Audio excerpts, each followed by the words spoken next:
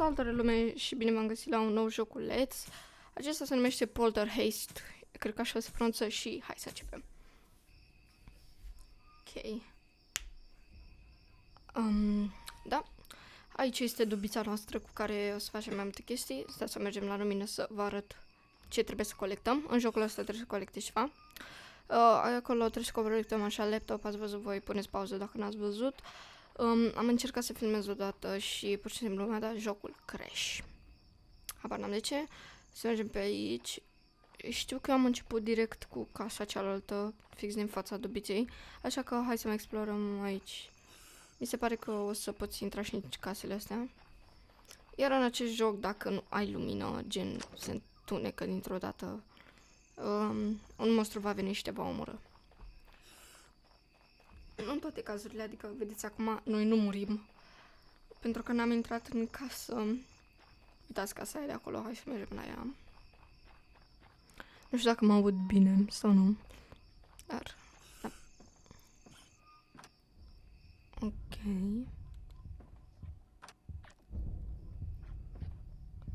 Și aici trebuie să intrăm prima dată să luăm o lanternă care e acolo și pur și simplu o să se întunece. Uitați, stați. Ok, aici, da. Și noi o să luăm lanterna pentru că dacă nu o să vină monstrul ăla care o să vrea desigur să ne omoare. Și de aici mi-a dat mie jocul crash, deci nu prea știu ce o să trebuiască să facem. Ok. Scuzați. Drop free. Ok, s-a auzit ceva super ciudat.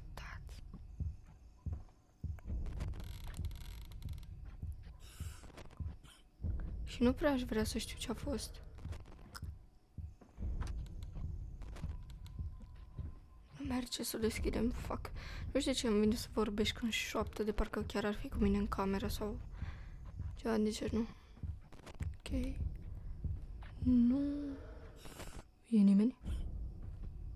Sper. Super ciudat. Deci ăsta ar trebui să-l luăm și să-l ducem în dubă. Duba aceea de acolo.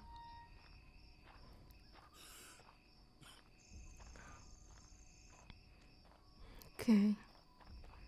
Punem. Jocul are o grafică destul de bună, zic eu. Unde ar putea fi? Și îmi place când jocul ăsta și clipește, adică...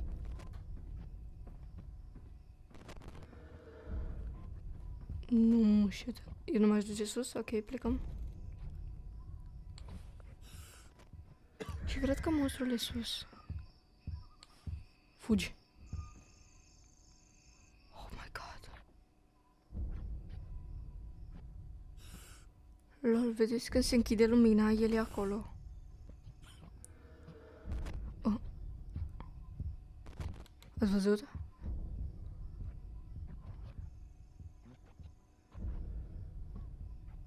Când se închide lumina, el vine. Mi se pare că în jocul ăsta este vorba despre un clown adevărat care vrea doar să vină să te omoare. Fuck. Să mergem sus. Sper să nu mă sperie sau ceva de genul, pentru că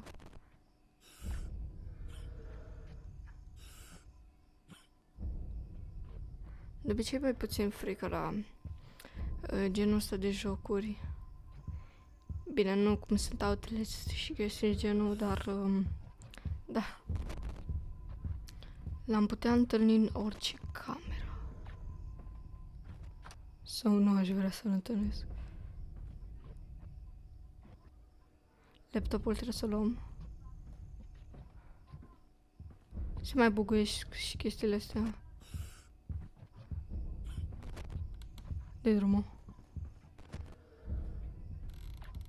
În jocul ăsta nu cred că are nimic dacă le arunci. Și revolver și cheia. Revolverul iar. Oh.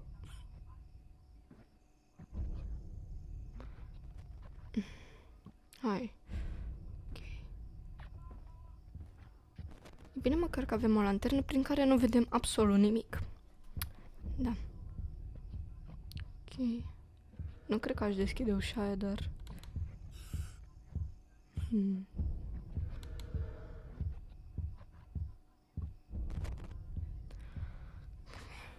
Oh, fuck. Și abar n-am ce cu chestia aia.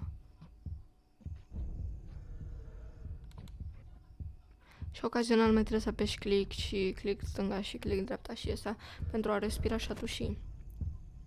Habar n-am ce are omul ăsta.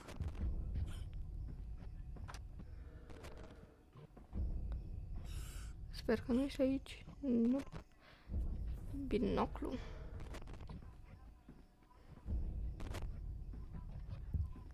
Toate astea pe care poți să le iei, cred că trebuie să le duci. Cred. Dar se aude de undeva dintr-o cameră și nu-mi dau seama.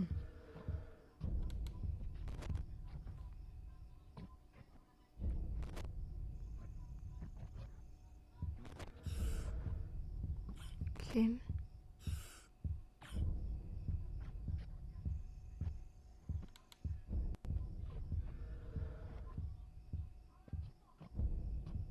Cred că este jos.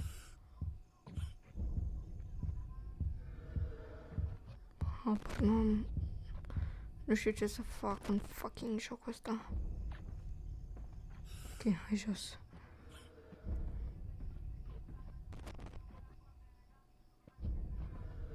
Luăm revolverul.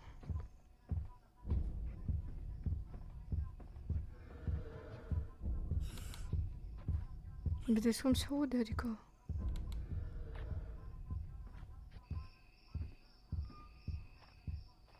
Ok, gata, în sfârșit nu se mai aude. Deci monstrurile în casa aia. Și încă nu știm unde. Hai să punem revolverul.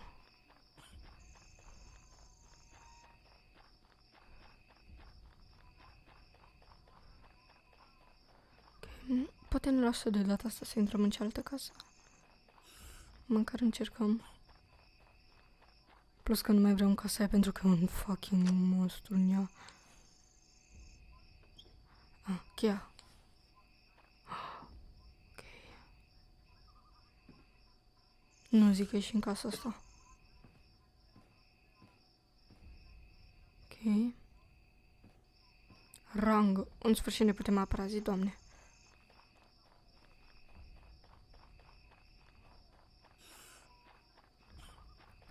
Nu știu dacă este neapărat vorba despre un clown. O să vedem noi pe parcurs. Sper că nu.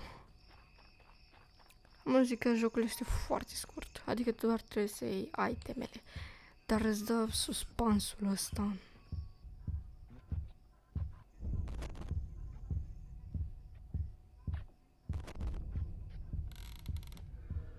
Ok. A deschis ceva.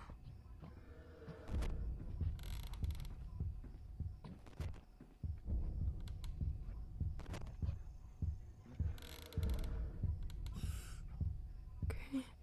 Deschidem ușa.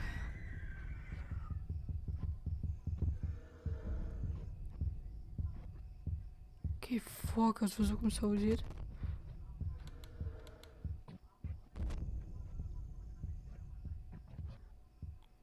Lol.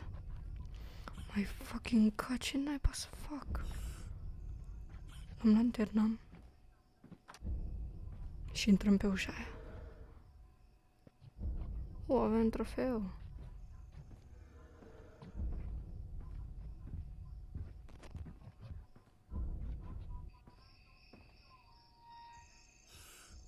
Vedeți, imediat ce ieșim, nu se mai aude.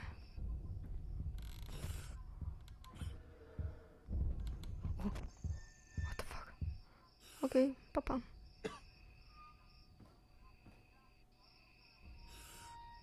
Uite, nu mai știu unde eram. Nu știu de ce ar trebui tipului ăstuia un trofeu, dar ok.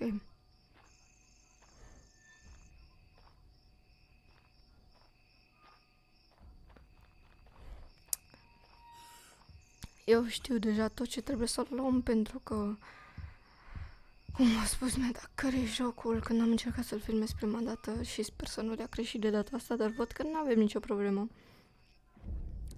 Am auzit că jocul are 15 minute, cred. Ok, fă și tu răscasa asta.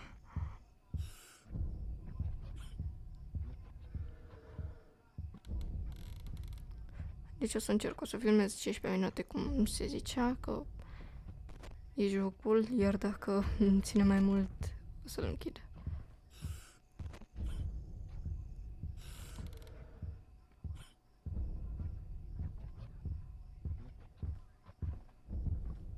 Camera.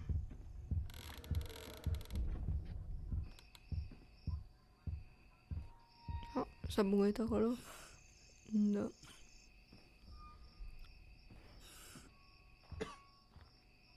Hai să o ducem.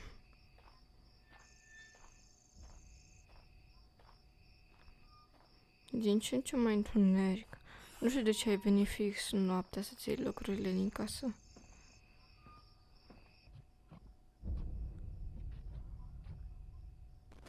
Sau cred că e casa lui.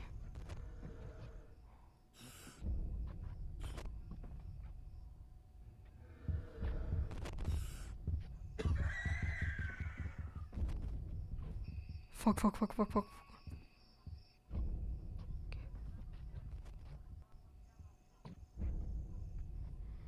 Deci ați auzit când vine spre tine să auzi sunetul ăla. Fucking. Se pare că el când aprinde lumina, el vede ce facem noi. Și când lumina este... Ok. Sau când facem vreo mișcare, el cred că știe ce facem. Ok. Dar nu înțeleg ce e cu chestia aia.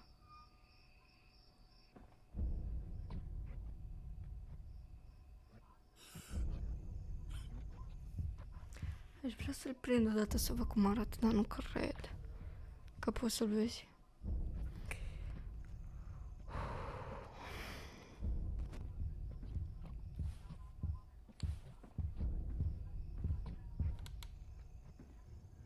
Am laptopul.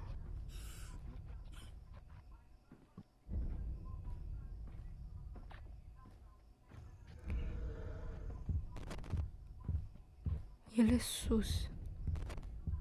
Adică vedeți și voi că se aude. Luăm binoclu.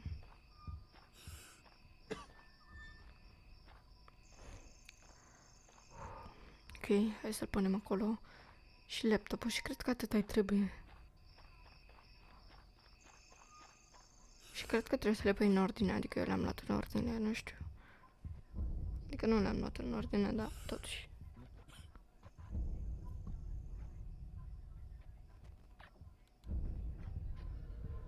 Ok. Hai să le ducem.